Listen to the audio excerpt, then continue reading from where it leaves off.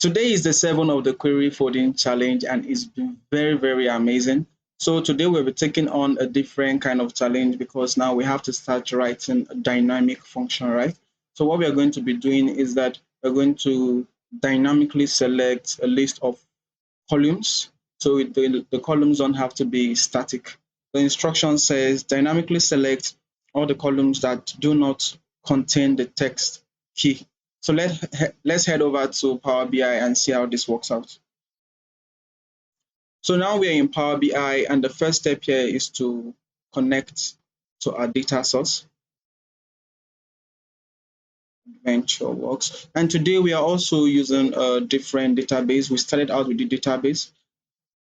Yesterday we used the Wide World Importers database, but today we're using the AdventureWorks database. Just to confirm, we're working with the employee table.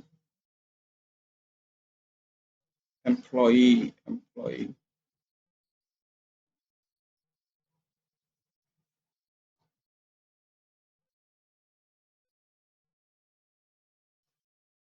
import.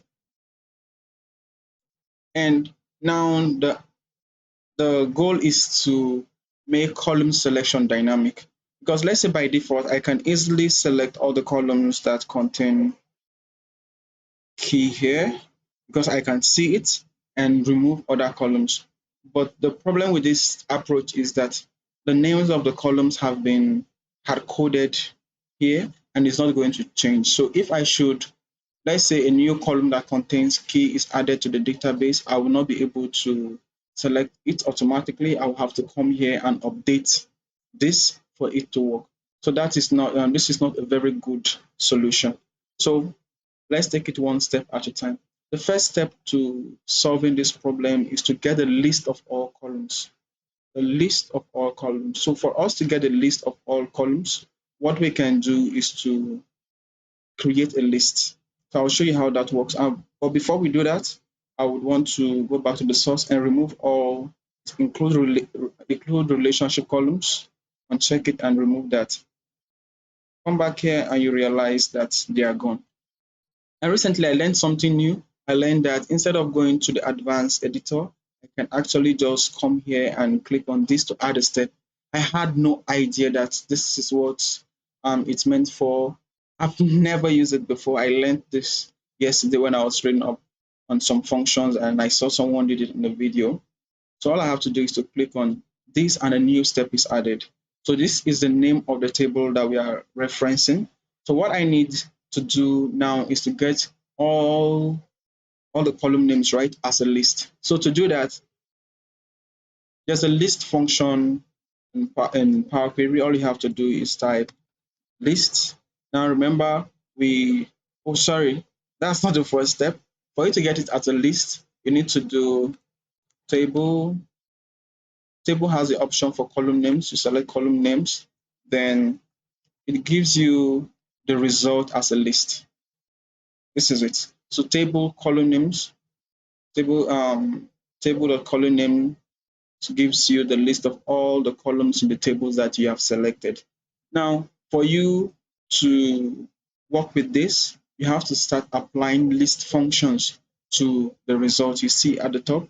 So if you apply another function, it may not work. It won't work, right? Because the function you may be applying is not related to a list. So I'll just rename this step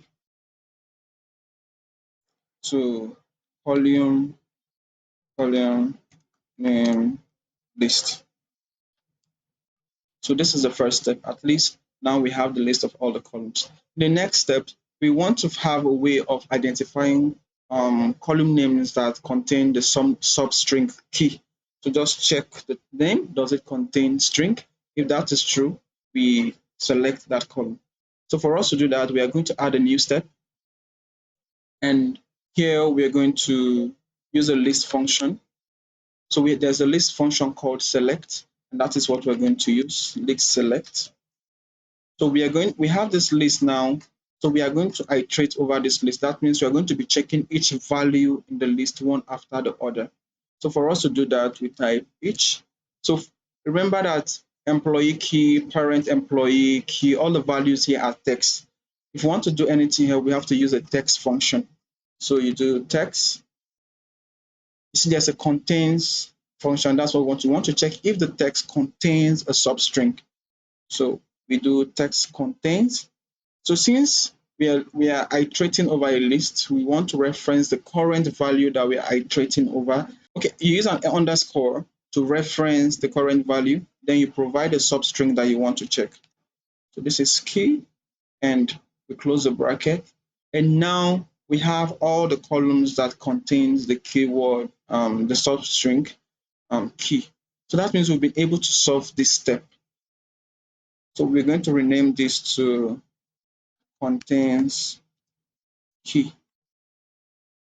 So this is great. So how do you get the table back? How do you get a table you would use as your final result? So and a good way to get your table back would be to do table select columns. So you see that the table function has you can select columns with the table function. So we do select columns. Remember, we have to reference the table, not the list, because select columns is asking for a table. Contains key is a list. So we're going to use contains key as the columns here. Just go back to the previous steps. You see where this is when we reference the table last. Come back to this step and paste this here, comma. Remember that this is a list that contains all the columns you want. And right now, the result we are getting is for employee key, right? But the instruction says that we should return columns that do not contain the text key. So we've been able to achieve the opposite of what we want to do, but that's no problem. We can solve this. So let's take it one step at a time. So remember, we have two lists, right? So I'm taking out this step. We have two lists. The list that contains, so this list contains key is a subset of this list right here. So this list has more values than this. So we got this from this. So it means that contains key is a subset of column name list. So for us now to get the columns that we really want, we need to look for a way to remove the columns that are present in contains key from this column list. So how do we do that?